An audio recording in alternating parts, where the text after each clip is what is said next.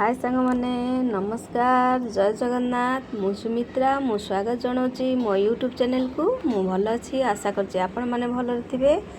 तो मैंने मो वीडियो को देखुंती तो मो वीडियो जदि भल लगुए ताले गोटे लाइक करदे कमेंट करेंगे और सब्सक्राइब करने को भूलें। तो आसतु मु आज कौन मो रेसिपी बनई आपण मानक देखी। तो मु आज बैगण देकी इलिश माछर रेसिपी बनई। तो केमिति बनई आज वीडियो टी शेष पर्यंत देखिए जमारू काटबेनि मझिरू। तो मु केमिति बनई चलतु कहबी। मुझे इलिश माछ को भलसे धोई हल्दी लुण दे देथिली। एबे टिके कंचा तेल देकी गोलेकी ताको गोटे साइड को रखीदेवी। तो से टिके सामान्य तेल नहीं गली।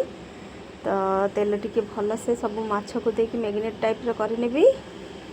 माछरे टिके तेल देकी टिके भलसे ताको टिके माखीदेवी। माखिकी गोटे साइड की रखीदेवी। तो एमती सब तेल टिके टिके लगेदेवी माछरे। सोरष तेल जेहेतु मुझे रेसिपीटा को बनईबी तो से सोरष तेल को माछरे मैग्नेट कर नेली। आपाई किसी बैगण दरकार आज मु इलिश माछरे बैगण दे रेसिपी बनईबी। तो से किसी बैगण नहीं जी ए काटियापाई। तो बैगण को एमती मोटा टिके करके काटिची।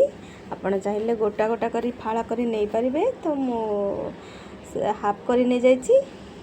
तो एबे ताको धोईदेवी टिके धोईकी टिके हल्दी लुण देकी ताको गोटे साइड को मैग्नेट करके घोड़े की रखीदेवी आधा घंटा खंड पाई। तो एबे हल्दी पाउडर लुण देकी ताको टिके भल से गोले देवी। गोले देकी ताको गोटे साइड को रखीदेवी कहीं टिके समय पर तार बैगण रू पानी गुड़ा टिके झरीज। तो भाजिले बहुत सॉफ्ट आ जल्दी हो। तो एपटे कड़ा बसैकी इलिश माछ को देदेली तेल रे। मु बेसी भाजु नहीं आपण मैंने भी सेमिति हल्का भाजबे। इलिश माछरू तेल बाहर तो भाजीदेले खाइबा को एते टेस्ट लगे ना। तो से मु हल्का हल्का करके माछटा को भाजीबी। तेल भी बहुत कम दे भाजबे कहीं माछर तेल भी बाहर। तो से मुझे माछ को टिके हल्का तेल रे और हल्का हल्का फ्राए करके गोटे साइड की बाहर करदेवी। एमती मु सब माछ गुड़ा को भाजी नेबी। एते बेसी करी भाजुनी कड़ा भजा करके तो हल्का भाजी देकी गोटे साइड को काढ़ी दे सारे। आउ किछि माछ थिला ताको भी पकेदेली। देखंतु मु एमिति पूरा हल्का करके भाजीची। भजा मोर सरीगलानी। तो एबे मसला रेडी करी। मसला इलिश माछर मसला मु किछि सेमिति दौनी खाली सोरष देकी करी। तो सेथिपई किछि सोरष नहीं गली। सोरष टिके लुण देकी ग्राइंडिंग करदेले एते पिता लगे ना। से रखीदेली गोटे साइड को। एपटर जो तेल बड़ी से तेल रे आलू देदेवी। तो आलू को एपटर फ्राए करू करू सेपटर ग्राइंडिंग करने भी सोरष को।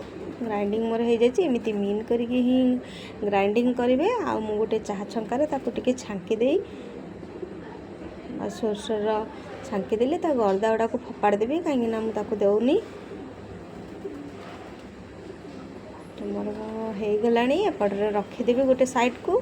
तो आलू भी मोर जहाँ को भाजुली सी आलू भी मोर भल से फ्राए हो गला। तो आलू को काढ़ीदेवी ए गोटे बाटी को। तो आलू को काढ़ी देकी ए बैगण को जो रखी थी सी भी पूरा पानी झरीगला बैगण रू। देखूँ बहुत समय है बैगण रखी। तो बैगण को भाजी नेबी। तो एमती मोर सब बैगण देदेवी। बैगण को भाजिकी गोटे साइड को एबे काढ़ीदेवी। काढ़ी मु किछि पाउडर मसला प्रस्तुत करनेबी। टिके सामान्य उषुम पानी नहीं उषुम पानी में लंका गुंड देदेली। तापर देदेवी धनिया गुंड जीरा गुंड हल्दी गुंड देकी ताको गोटे बैटर बनईदेवी। तो भल से टिके मिक्स कर देकी गोटे साइड को रखीदेवी।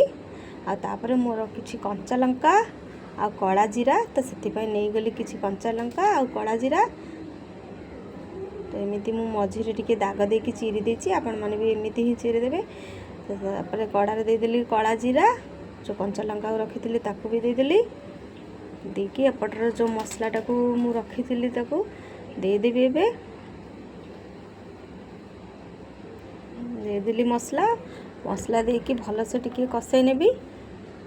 मसला मोर हल्का फ्राए हो गला। एपटर जो सोरष को पेस्ट करके रखी थी से सोरषर पेस्टा को देदेवी।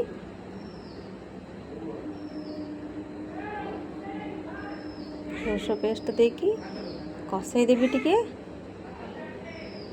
बेसी कसेबी ना कहीं सोरष तो पिता लगे से मोर हो गला मीडियम तो मु एपटर जो आलू रखी थी आलू को टिके कषे देकी पानी देदेली। पानी दे घोड़ा घोड़ी देती 10-15 मिनिट पर मोर हो गलानी। तो आलू 50% ऊपर तो सीझी गलानी। तो मुझे जो माछ को भाजिकी रखी थी भजा माछ देदेवी देकी ताको टिके गोलेकी घोड़े देवी। घोड़े किस समय रखी देती तो घोड़ा काढ़ी देखला बेलू मोर हो आसलानी तरकारी। तो बैगण देदेवी एबे आलू भी मोर भल से सीझी गलानी। तो बैगण देदेवी। बैगण को जेहेतु भाजी थी से पूरा फ्राए होला बेले सीझी जाइतिला सेति पई मु पूरा पछरे देली। बास हो गला मोर एबे तरकारी रेडी।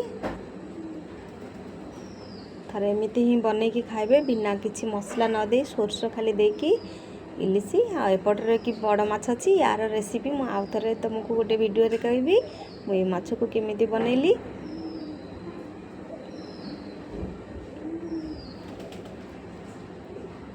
सबू वीडियो गोटे दिन रे कले वीडियो लंबा हो जिबा आ बहुत टाइम लागिबो। तो से आज खाली इलिश माछर रेसिपीटा ही स्पेशली बनैकी कौची मोर भी तरकारी हो सारानी। तो टिके कंचा सोरस तेल ऊपर देकी घोड़े देती। तो हो गलानी मोर रोषे सरीगलानी एबे बाढ़ी देवी।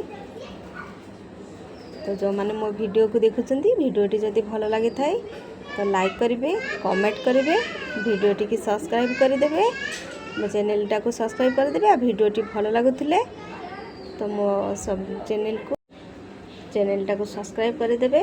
रही देखा आ गोटे नुआ वीडियो रे। तो केमिति लगिला आज बैगण इलिशी आलू दिया रेसिपीटा तो कमेंट रे निहाती कहबे।